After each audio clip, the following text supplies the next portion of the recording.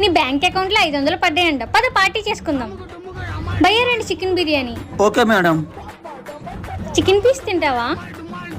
తినకపోతే నీ ప్లేట్లో ఎందుకు? ఇంత మాత్రం